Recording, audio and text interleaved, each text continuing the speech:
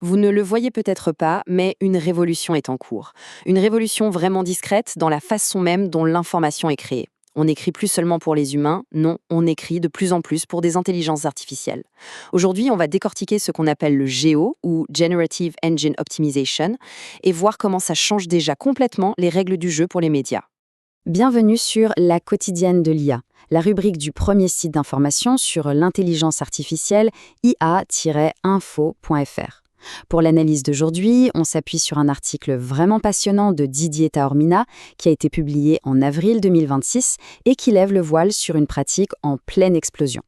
Alors, pour bien comprendre, il faut revenir un tout petit peu en arrière. Hier, le mot magique, c'était le SEO. Vous savez, l'art d'optimiser son contenu pour plaire à Google, pour finir tout en haut de la fameuse liste de liens. L'objectif était de séduire la machine de Google. Aujourd'hui, le GE change complètement la donne. Le but, ce n'est plus d'être dans une liste, c'est de devenir la réponse. C'est de s'infiltrer directement dans la synthèse que l'IA va générer.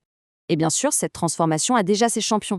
Voyons un peu comment les plus gros groupes de médias français ont sauté à pieds joints dans cette nouvelle ère. Et en tête de file, on trouve World Media. Le groupe ne s'en cache pas, au contraire, il le revendique haut et fort. Premier groupe média le plus cité par ChatGPT en France. Ce n'est pas juste une petite phrase, c'est une véritable déclaration de guerre stratégique. Et accrochez-vous bien, le chiffre derrière cette affirmation est assez dingue. 42 000 citations. Pour mettre ça en perspective, ça représente plus de 10% de toutes les sources que le robot cite. Alors là, on est d'accord, ce n'est pas du tout le fruit du hasard. C'est le résultat d'une stratégie massive, délibérée, pour optimiser leur contenu. Mais attention, Reward Media n'est pas tout seul sur le coup. L'autre mastodonte de la presse, Prisma Media, a très bien compris l'enjeu. Et ils sont même allés un cran plus loin. Ils ont carrément transformé cette influence en un produit à vendre.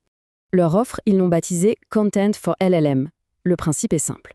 Une marque paye pour que l'on crée du contenu pour elle, souvent avec l'aide d'une IA. Ensuite, ce contenu est publié sur des sites très connus, comme Capital ou Femme Actuelle.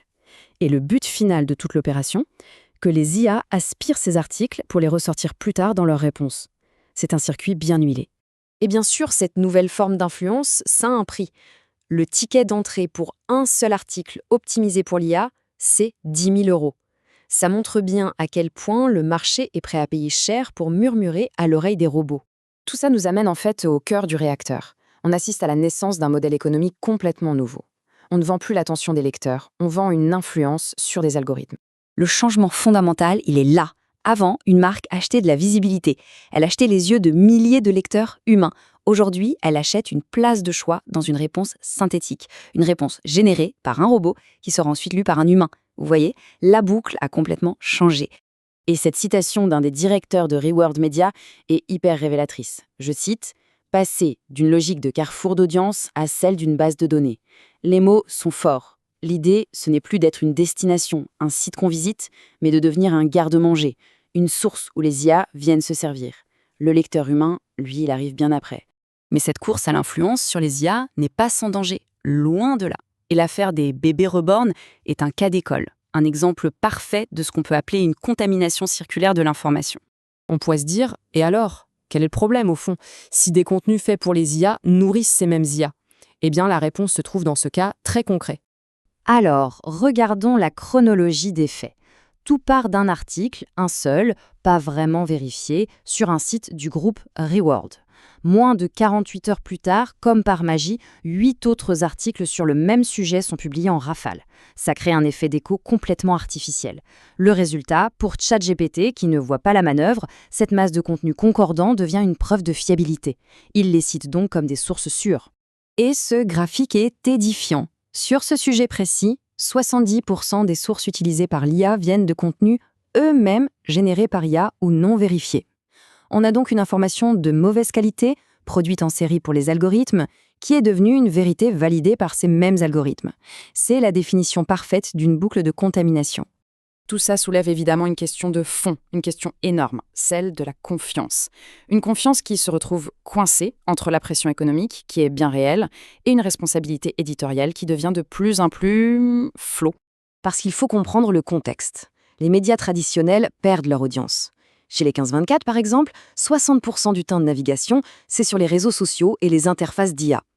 Face à cette fuite des lecteurs, la tentation de monétiser son influence auprès des robots et, d'un point de vue purement économique, assez logique. Et c'est là le nœud du problème, qui est très bien résumé dans l'article.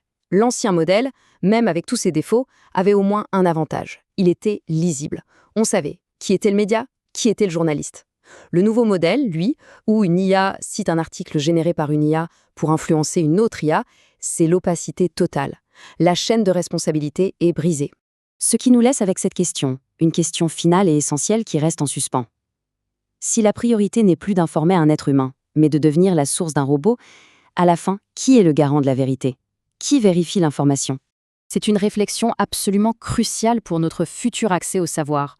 Pour continuer à suivre ces sujets, retrouvez toute l'actualité autour de l'intelligence artificielle sur le portail ia-info.fr.